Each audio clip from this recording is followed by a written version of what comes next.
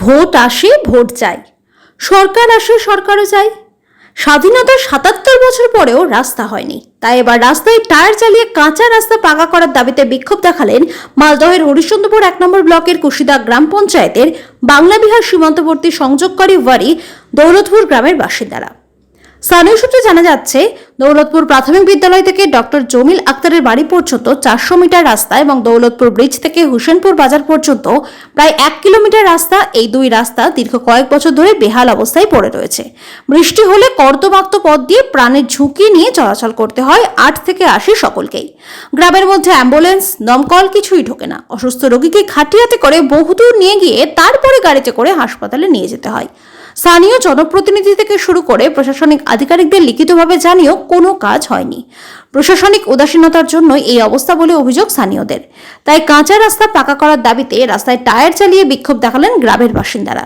বিক্ষোভকারী গ্রামবাসীদের অভিযোগ, রাস্তার গর্তে ক্ষণকাণ্ডে ভরা, রাস্তা দিয়ে চলাচল করতে অনেক সমস্যা হচ্ছে। বৃষ্টি হলে পথ চলতি মানুষের প্রচুর সমস্যা হয়।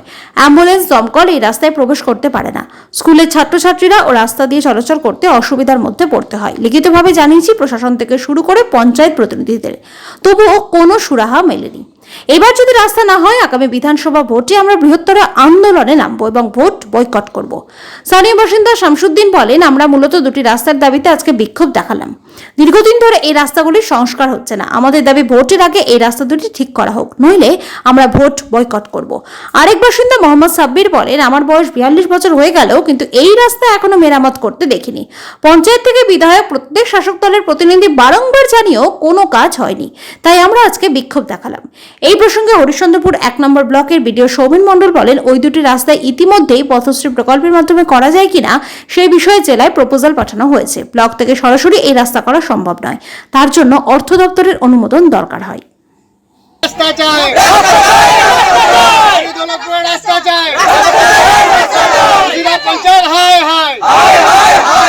এই দুটো রাস্তা আমরা পথশ্রী প্রকল্পের জন্য পাঠিয়েছি, যেটা আমরা এনকোয়ারিও করেছি। এনকোয়ারি করার পরে তার ফান্ডসের ডিটেলস প্রপোজাল আমরা ডিএম স্যার তথা এডিএম জেডপি স্যারকে পাঠিয়েছি। ওটা ওখান থেকে পথশ্রী ধরা হয়েছে, স্টেটেও পাঠানো হয়েছে। স্টেট থেকে অ্যাপ্রুভাল আসলে ওটা টেন্ডার করে কাজ শুরু করেছে। একাধিকবার লিখেছে, এটা স্টেটে অলরেডি আমরা অ্যাকশন নিয়েছি, অনেক দিনই হলো। সেটা প্রায় ৮-৯ মাস আগে থেকে এটা প্রপোজালটা পাঠানো হয়েছে। যখনই ওটা অ্যাপ্রুভাল দিয়ে দেবে স্টেট লেভেল থেকে, তখনই আমরা কাজটা শুরু করতে পারবো।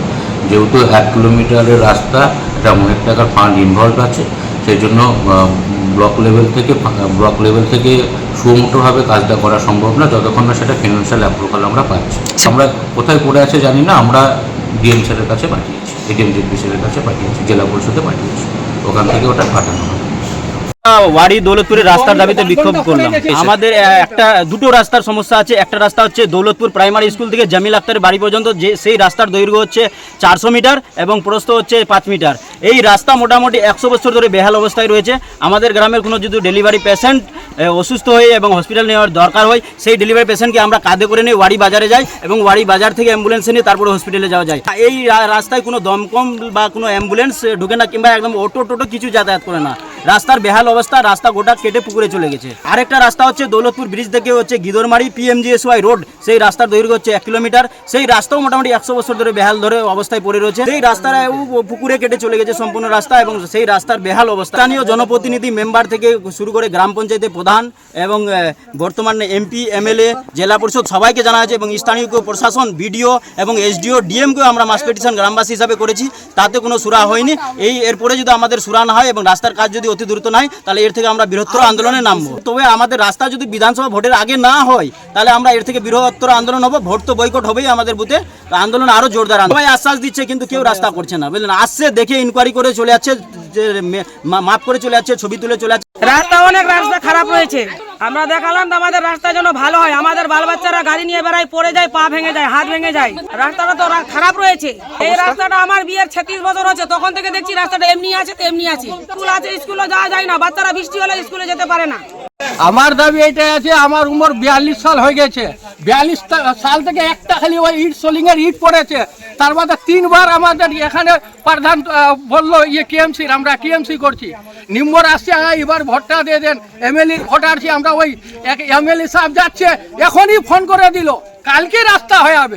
আমরা একটা বিশ্বাস করছি, বিশ্বাসের আজকে আমাদের এটা নতিজা আছে। রাস্তাটাই দেখালেন, বৃষ্টি হলে কি এখন সুখা গাড়িটা যাচ্ছে না, একটা ট্রাক্টর যাবে না। এটা আছে ওই তৈয়বের ঘর থেকে আর ওখান থেকে স্কুলের কাছে।